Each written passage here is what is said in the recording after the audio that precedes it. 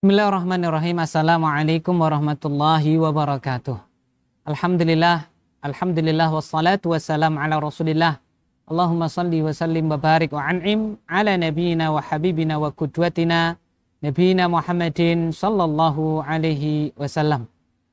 Para pemirsa semuanya, saudara-saudariku dimanapun Anda berada, a'azzani Allahu iyyakum jami'an. Bahagia sekali pada kesempatan kali ini kita kembali bisa bersua di channel yang kita cintai ini.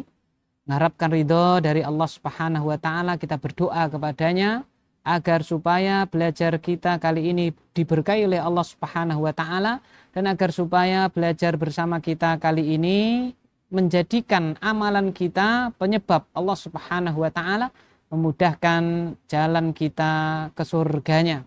Salawat serta salam semoga tercurahkan untuk teladan kita, panutan kita bersama baginda yang mulia Nabi besar Muhammad sallallahu alaihi wasallam. Allahumma salli wa sallim wa barik wa an'im ala nabiyina Muhammad.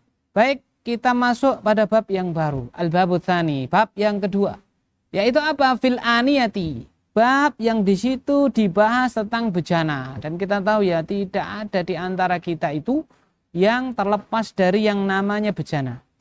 Ya, wadah, bejana itu wadah. Ya, kita makan pakai wadah, yaitu piring, mangkok. Ya, kita menampung air pakai wadah, ember, gayung dan seterusnya. Maka ya, Islam sebagai agama yang sempurna, yang mana Allah turunkan Islam ini untuk kemaslahatan para hambanya, ya termasuk yang dibahas di situ adalah kaitannya dengan wadah. Qala al-musannifu hafizahumullah, al-aniyatu hiyal aw'iyatul lati yuhfadhu fihal ma'u wa ghairuhu.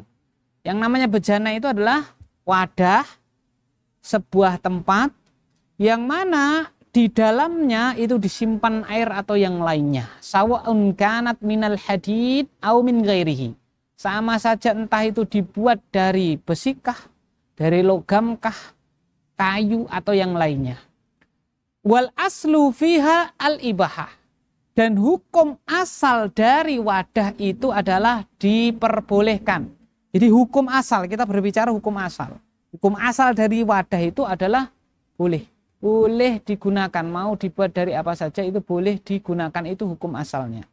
Allah Subhanahu wa Ta'ala berfirman di dalam surat Al-Baqarah ayat yang ke-29, walladzi khalaqalakum ma fil ardi jami'a. Dialah zat yang telah menciptakan untuk kalian segala apa yang ada di bumi. Jadi segala apa yang ada di bumi ini diciptakan untuk kita, maka hukum asalnya segala sesuatu itu adalah diperbolehkan, termasuk di situ adalah aniyah, wadah.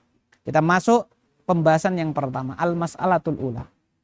Isti'malu aniyatidz dzahabi wal fiddah wa ghairihima fit taharah. Ya, hukum menggunakan wadah yang terbuat dari emas dan juga perak, dan juga yang selain dari keduanya, dari plastik, dari besi, logam, fit taharah, untuk bersuci, boleh apa tidak? Ya, jadi wadah yang terbuat dari emas atau perak itu kalau kita gunakan untuk wudhu bagaimana? Ya, juzu isti'malu jami'il awani fil akli wa syurbi wa sairil isti'mal. Pada asalnya dibolehkan menggunakan seluruh wadah terbuat dari apapun itu untuk makan, minum, dan penggunaan lainnya. Idza kanat tahiratan mubahatan, syaratnya wadah tersebut suci dan mubah, boleh. Ya, dalam artian apa? Misalnya bukan curian dan seterusnya. Walau kanat thaminatan, walaupun wadah itu harganya mahal. Li baqaiha 'alal asli wa huwal ibahah, karena dia masih tetap pada hukum asalnya, yaitu boleh. Ma'ada aniyatadz dzahabi wal fiddah, kecuali bejana yang terbuat dari emas dan perak. Fa innahu yuhramu al-aklu wa syurbu fihima khassah. Diharamkan makan minum menggunakan wadah yang terbuat dari emas dan perak secara khusus. Duna sairil isti'mal, ya, tidak untuk penggunaan yang lain. Maksudnya bagaimana? Pada asalnya seluruh wadah itu bebas kita gunakan untuk apapun. Apa itu? Untuk makan boleh, untuk minum boleh. Untuk berwudu boleh, ya kan? Untuk nyimpen air boleh, untuk nyimpen buah-buahan boleh, ya kan?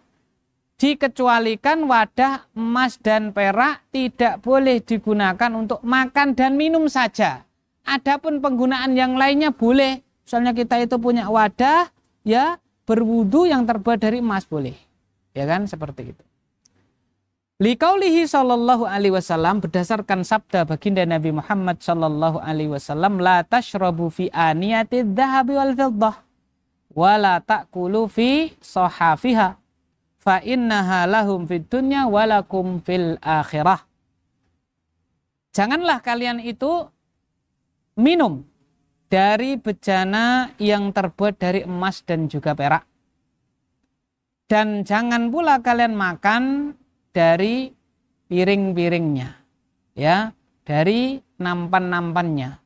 Fa innaha lahum fid dunya, karena bejana yang terbuat dari emas dan perak itu untuk mereka orang-orang kafir di dunia.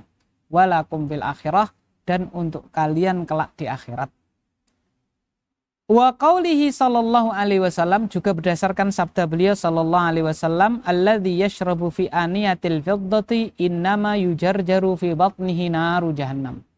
Ya, orang-orang yang dia minum dari bejana yang terbuat dari perak, sesungguhnya ya neraka api neraka jahanam, bara neraka jahanam itu yujarjaru fi batnihi, digoyang-goyangkan di dalam perutnya. Nah, ini menunjukkan bahwasanya emas dan perak itu tidak boleh digunakan untuk makan dan minum.